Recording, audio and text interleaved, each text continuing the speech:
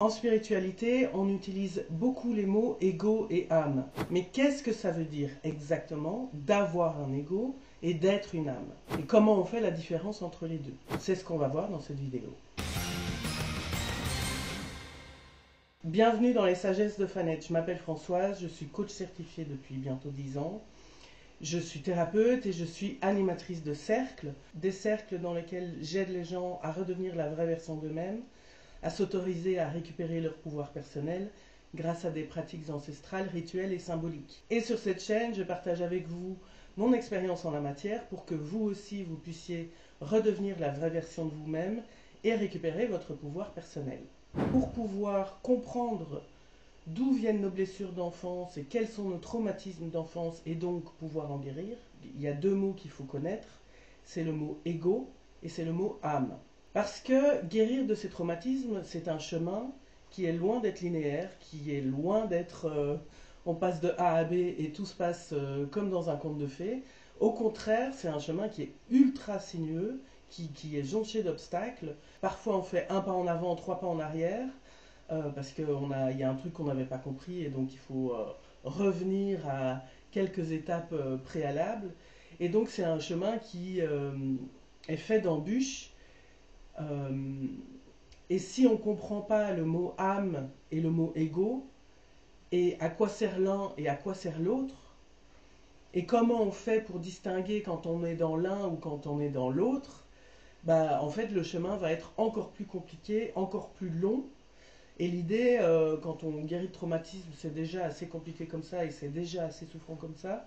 Donc si on pouvait, si moi je peux vous aider à gagner un peu de temps et à avancer sur le chemin, alors je vous promets pas qu'il va tout d'un coup il va y avoir des plumes et des paillettes partout et que ça va être le pays des bisounours parce que c'est pas du tout, pour moi en tout cas c'est pas du tout possible. Les gens qui vous font des promesses du style, ils sont à côté de la plaque.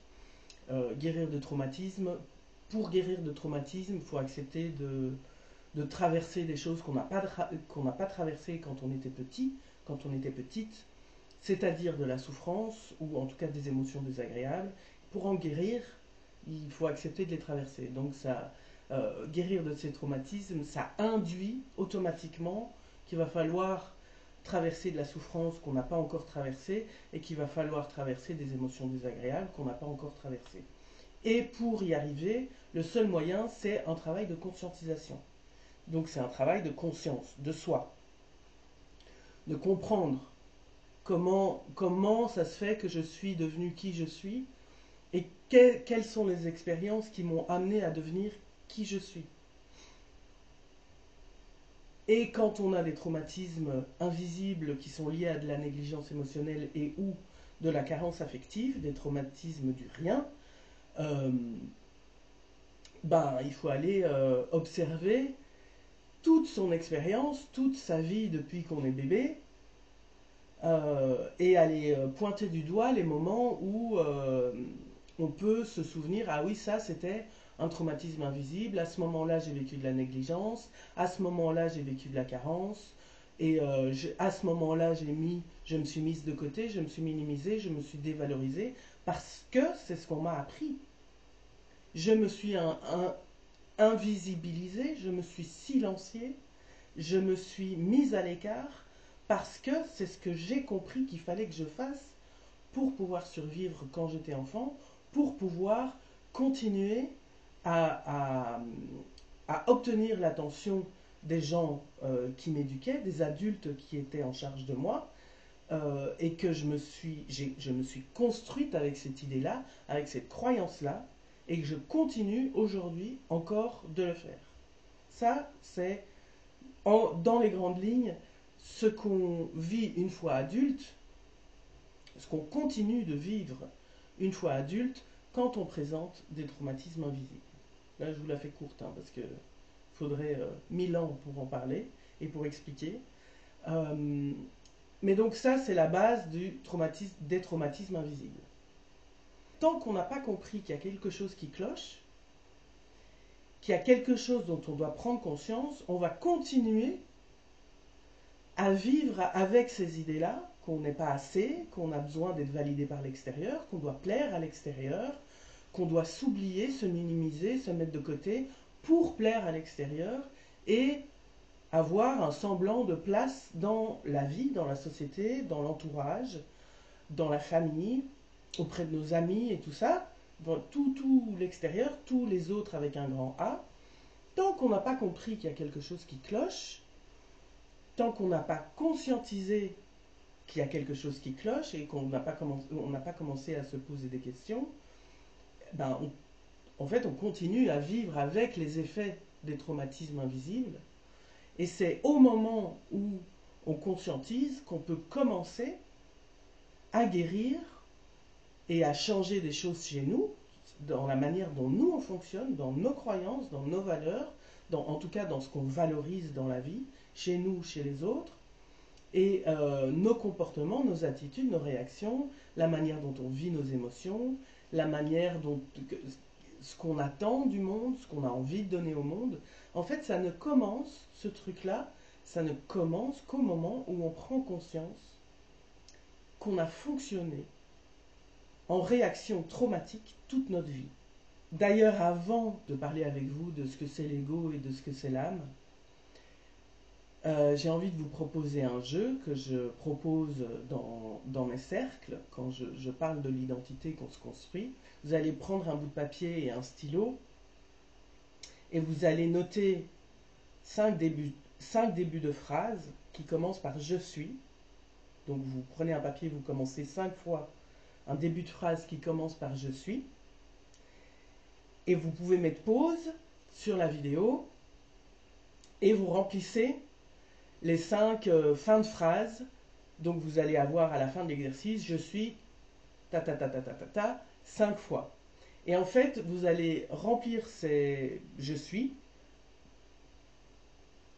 en vous imaginant que vous êtes face à un groupe de gens que vous ne connaissez pas et vous devez leur expliquer en 5 phrases qui vous êtes.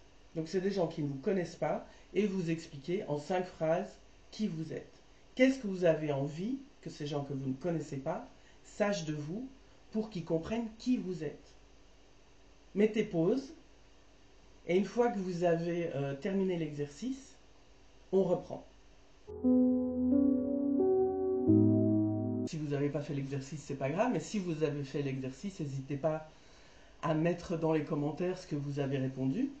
Si j'avais dû faire l'exercice sans comprendre à l'avance pourquoi je fais faire cet exercice, ce que j'aurais répondu, c'est « Je suis une femme sauvage, je suis créatrice de contenu, je suis coach certifié et je suis empathe. » Ça, c'est ce que j'aurais répondu si je devais me présenter à une communauté sur YouTube qui regarde mes vidéos.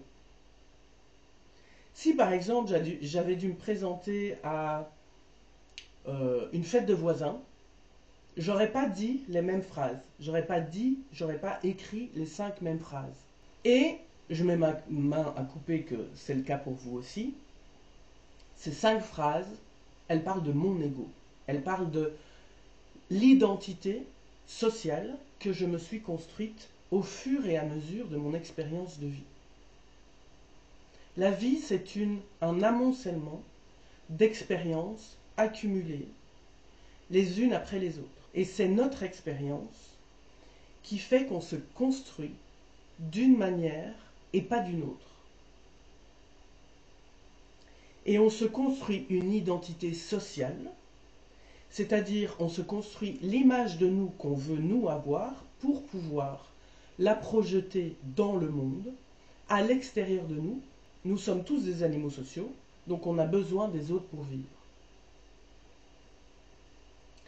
Donc on s'imagine qu'il faut être une personne X, Y ou Z pour que les autres, pour que le monde extérieur, pour que la société, pour que notre famille, pour que nos amis, nos voisins, nos collègues nous aiment, nous valident, nous valorisent et pensent qu'on est quelqu'un de bien.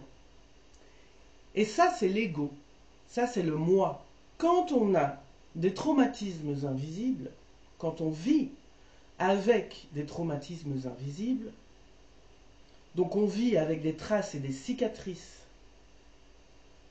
qui datent de notre enfance, parce qu'on a vécu de la négligence émotionnelle et ou de la carence affective, on s'est construit cette identité sociale, cette image qu'on a envie de projeter aux autres, cet ego, est un ego, il y a une partie de cet ego qui est blessée, qui est traumatique. Donc si on a appris à s'invisibiliser quand on était petite, par exemple en ne faisant pas de bruit, en étant sage, parce qu'on attendait de nous qu'on soit sage et docile, on a grandi en se construisant un ego, une identité sociale, qui pense, qui croit, donc il y a la croyance limitante que il faut s'invisibiliser, ne pas faire trop de bruit, être sage et docile pour être aimé des autres. Et on va attirer à nous des gens qui veulent qu'on soit invisible, qu'on soit sage et docile. Parce que c'est ce qu'on connaît. Si on a appris quand on était petite, qu'il fallait qu'on devait se silencier soi-même, c'est-à-dire ne pas dire ce qu'on pense, ne pas dire ce qu'on ressent, ne pas s'exprimer, ne pas dire sa vérité, et plutôt dire ce que les autres attendent de nous qu'on dise, parce que ça les rassure eux, nous ça nous angoisse, mais ça les rassure eux. On a grandi en se construisant une identité sociale, un ego qui est blessé, du coup, parce que cet ego continue à se silencier. L'identité sociale qu'on s'est construite, elle s'est construite à travers toutes nos expériences. Puisque l'exercice c'était qu'est-ce que j'ai envie de leur dire sur moi pour qu'ils sachent qui je suis, c'est forcément de l'ego, c'est forcément une construction sociale, de la manière dont on pense qu'il faut être perçu par les autres pour pouvoir être aimé, validé, valorisé, mis en avant, accepté, considéré, vu, entendu, écouté. Et ça, c'est ce que j'appelle l'ego. Et il y a une partie de cet ego, quand on présente des traumatismes, qui est l'ego blessé. La question à se poser, quand on a conscientisé qu'on avait des traumatismes invisibles qui sont liés à de la négligence émotionnelle et ou de la carence affective, c'est quelles couches de notre ego sont des couches d'ego traumatisées, sont des couches d'ego blessées. Quelles couches de notre ego sont vraiment nous, représentent la vraie version de nous, c'est-à-dire notre âme, celle qui n'a pas besoin de plaire, et quelles couches de notre ego sont des couches d'ego qui proviennent de nos traumatismes d'enfance. Et c'est là où le travail de guérison peut commencer à se faire.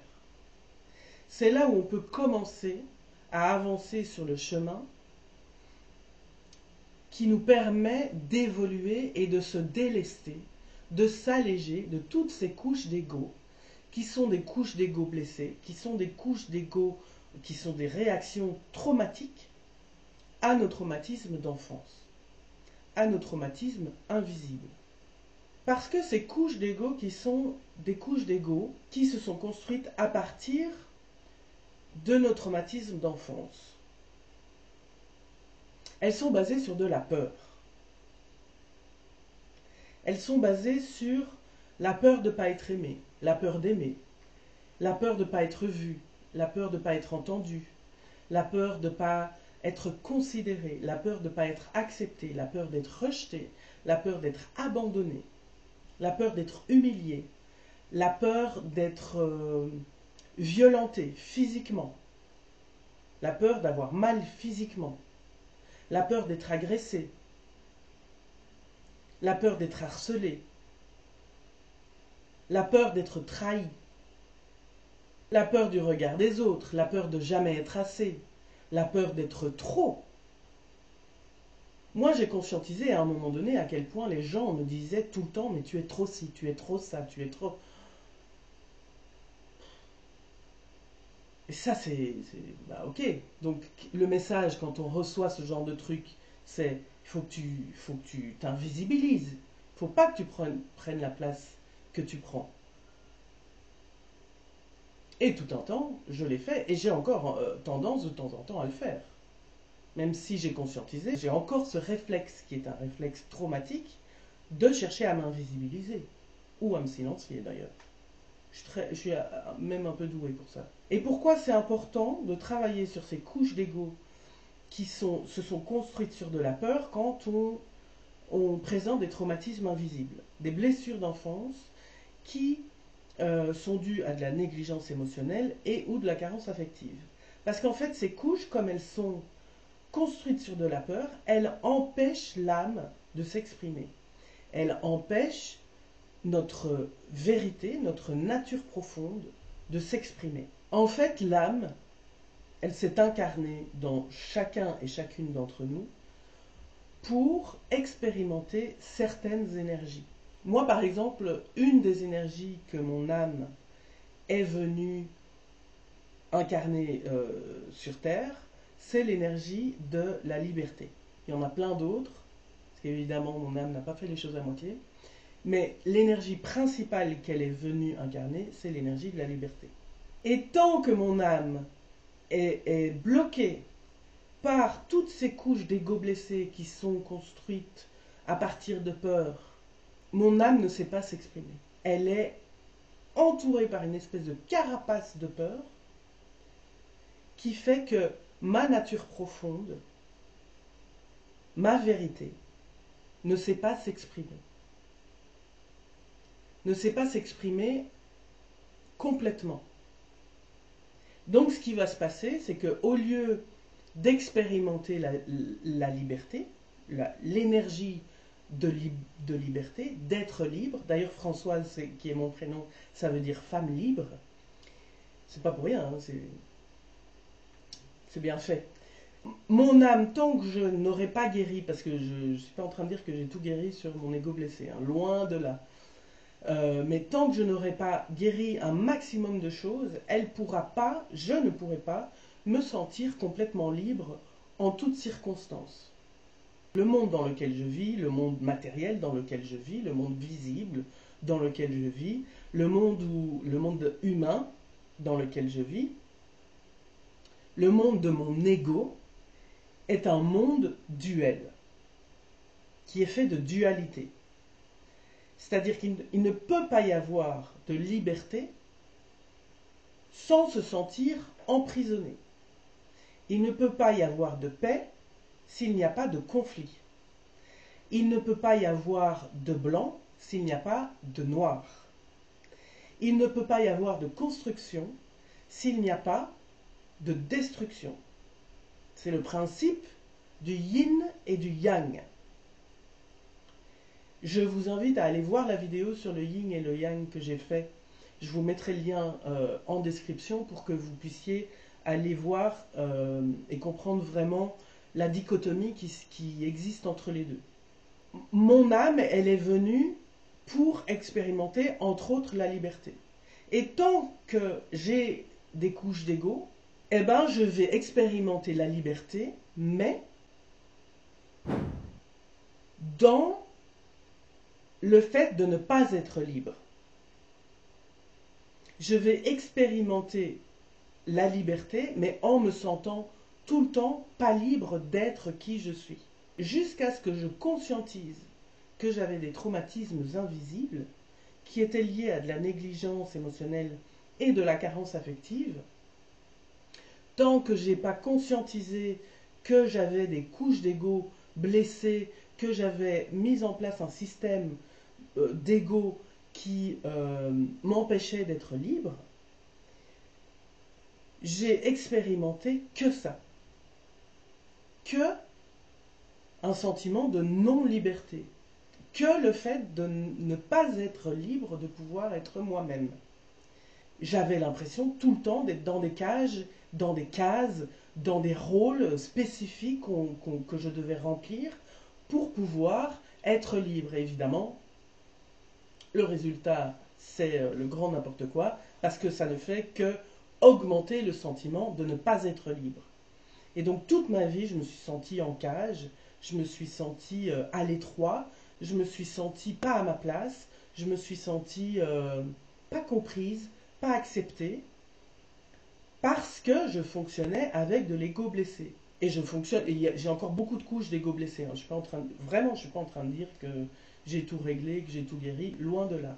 Mais par contre, maintenant que j'ai conscience de tout ça, je fonctionne différemment.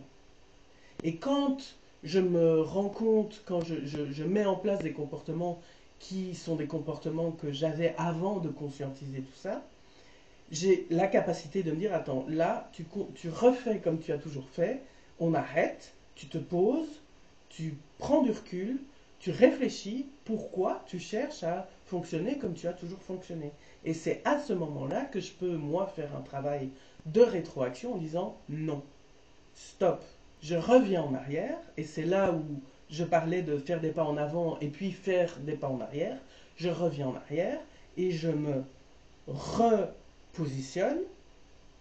Qu'est-ce que j'ai besoin de changer dans cette situation pour pouvoir être libre, pour pouvoir honorer mon âme, ma vérité, ma nature profonde.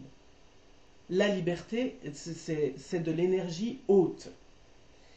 Et quand j'ai des couches d'ego qui l'entourent et qui l'empêchent de s'exprimer, et que je me sens emprisonnée ou que je me sens mise en cage, ça c'est la version de la liberté qui est de l'énergie basse.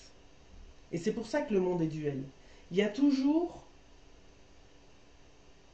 un plan d'énergie avec une version d'énergie haute et une version d'énergie basse. Et tant que je ne me serai pas délestée, allégée de toutes ces couches d'ego qui en fait créent l'énergie basse dans ma vie, je ne vais pas pouvoir être complètement dans cette énergie haute de liberté. Il y aura toujours quelque chose qui m'empêche d'être dans cette énergie haute de liberté. Est-ce que c'est possible de se débarrasser, de guérir toutes les couches d'ego traumatiques? Honnêtement, je n'en suis pas persuadée. Je crois qu'il restera toujours une partie de moi qui sera blessée et qui continuera à réagir de manière traumatique à certaines situations, à certaines personnes, à certains mots, à certains comportements. Mais par contre, je sais, je suis sûre et certaine que je me suis déjà allégée de plein de couches, mais vraiment plein de couches, et je suis certaine que je peux encore m'alléger de plein de couches. Pour pouvoir, au fur et à mesure de mon expérience qui va continuer à se présenter à moi, je vais pouvoir aller de plus en plus vers cette énergie haute de liberté. Quand l'âme, elle est dégagée de tout ego, de toute peur, l'âme, elle autorise, l'âme, elle encourage, l'âme, elle soutient, l'âme, elle pousse à expérimenter, l'âme, elle pousse à être soi, elle pousse à être vrai. Parce que c'est ce qu'elle veut. Elle cherche à exprimer sa nature profonde. Elle cherche à exprimer sa vérité. Et qu'elle soit en énergie basse ou en énergie haute, de toute façon, elle expérimente l'énergie. Quand on est dans l'ego, au contraire de l'âme, il interdit, il empêche, il murmure « Ah non, t'as pas le droit de faire ça »,« Ah non, t'as pas le droit d'être cette personne-là ». L'âme, elle autorise et l'ego, il interdit. Ou autrement dit, l'énergie haute, elle autorise et l'énergie basse, elle interdit. En fait, tout ce qu'elle veut, votre âme, c'est que vous récupériez votre pouvoir personnel, c'est que vous soyez vrai, que vous soyez en paix avec vous-même. Et c'est très difficile. Quand on présente des traumatismes invisibles, qui sont liés à de la négligence émotionnelle et affective, parce qu'on n'a pas appris à être en paix. On a toujours dû faire avec de la peur de ne pas être assez, de la peur de ne pas être aimé, de la peur de ne pas être entendu, de la peur de ne pas être vu, de la peur de ne pas être accepté, de la peur de ne pas être considéré, de la peur de ne pas exister, de ne pas avoir l'attention nécessaire pour pouvoir exister, pour pouvoir survivre, vivre. Donc c'est très compliqué quand on a des traumatismes invisibles de s'autoriser à être vrai. C'est probablement une de nos plus grosses peurs, d'être vrai. Parce qu'on a l'impression que si on est vraiment nous, alors là complètement on va être rejeté et abandonné. Parce que c'est ça la vraie peur intrinsèque qu'on a tous quand on est traumatisé. C'est que les gens partent et qu'on se retrouve tout seul. Et on sait, au fur et à mesure de... On sait bien qu'on ne peut pas vivre tout seul. D'une manière ou d'une autre, on a besoin des autres. Et c'est pour ça que pour guérir ces traumatismes invisibles, il faut y aller petit à petit.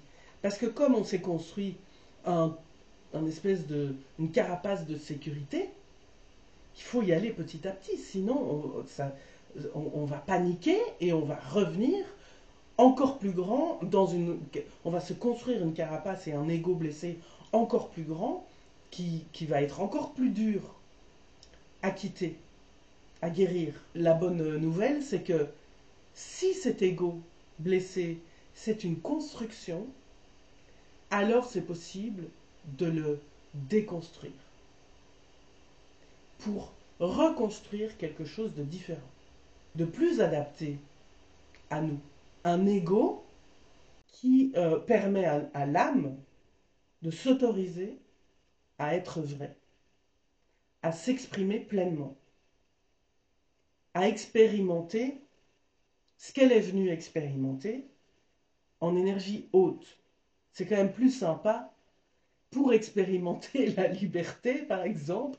C'est quand même plus sympa d'expérimenter le fait de se sentir libre, d'être qui on est, plutôt que de se sentir emprisonné et mis en cage tout le temps. Pour moi, il n'y a pas photo. Alors vous, est-ce que vous pensez avoir des traumatismes invisibles qui sont dus à de la négligence émotionnelle et ou de la carence affective? Est-ce que vous avez l'impression d'avoir une partie de votre ego qui est traumatique, qui est blessée? Est-ce que vous avez l'impression qu'il y a que vous vous êtes que vous êtes construit sur des peurs? Est-ce que vous avez peur du regard des autres? Est-ce que vous avez peur d'être jugé, critiqué? Est-ce que vous avez l'impression de ne pas trouver votre place, de tout le temps attendre la validation extérieure? Est-ce que vous avez déjà conscientisé ces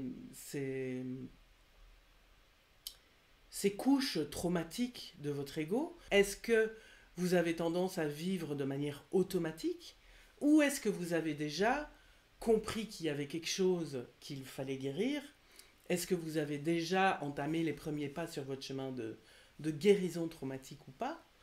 Est-ce que vous avez déjà conscientisé que votre âme est là pour incarner telle ou telle énergie? Est-ce que vous avez entamé ce travail de conscience par rapport à vos traumatismes invisibles, ce travail de l'ombre, ce travail de l'âme? Est-ce que vous êtes sur le chemin ou pas? Et comment vous avez fait pour vous rendre compte qu'il y avait quelque chose à travailler, qu'il y avait quelque chose qui clochait? Quelles sont les situations qui vous ont mis la puce à l'oreille? Répondez-moi dans les commentaires, ça sera intéressant pour moi et pour les autres d'ailleurs, de voir un peu quelles sont les histoires de chacun. Si ce sujet vous intéresse, je vous invite à vous abonner à la chaîne, à liker la vidéo. Et si vous voulez aller encore plus loin, j'ai une newsletter qui s'appelle Les Cercles, dans laquelle je partage les actus énergétiques du moment. Et Dieu sait que énergétiquement en ce moment c'est un peu compliqué. Donc si vous voulez vous inscrire à cette newsletter, je vous laisse le lien pour vous inscrire dans la description de cette vidéo. Je vous dis à très bientôt pour une autre vidéo et d'ici là, prenez soin de vous.